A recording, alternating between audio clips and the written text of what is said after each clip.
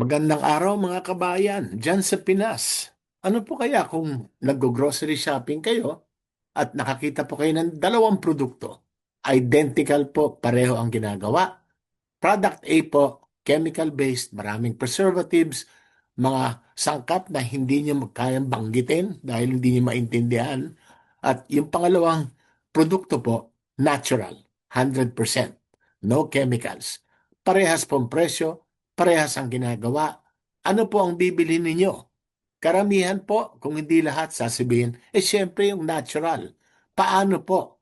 Kung hindi magkaparehas ang presyo, mas mura pa yung natural at pwede pang malibre. Alam niyo po, may isang pabrika na based po sa Estados Unidos na kabubukas lang po sa Pilipinas. Dala po niya ang mga produktong gawa niya at lahat po ay natural, panggamit sa tahanan, panggamit sa pangpersonal. At ito po ay pinapasubukan po niya ng 3 buwan. Walang risk. Nakakatawa naman po. Isipin niyo, pwede na po kayong mamili ng mga pang-araw-araw na necessities. Natural na, mura pa, pwede pang malibre. Sa tingin niyo ba po, trending ito? Non-toxic in nature, all natural? Siyempre, nais niyo bang malaman kung paano gawing kita ang gasto sa grocery shopping habang nagpapalit po kayo, nagko-convert kayo sa all natural products?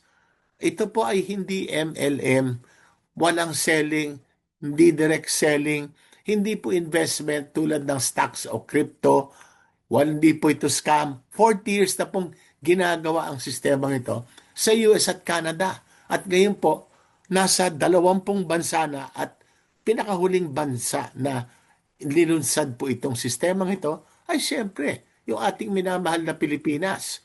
No selling po, definitely. No binary, no distributor. Kaya no investment. At dahil walang investment, hindi po kayo pwedeng malugi. Ang ganda, no? Unlimited po ang kitaan at walang risk o sakit ng ulo ng tradisyonal na negosyo. Monthly income, passive income, may retirement income pa kung magko-qualify po kayo. Gusto niyo bang malaman kung bakit marami na pong Pilipino sa US at Canada ang nababago ang kabuhayan gamit ang sistemang ito na nilunsad na sa Pilipinas?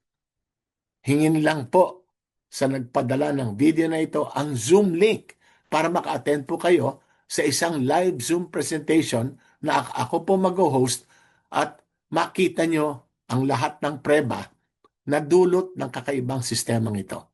God bless po!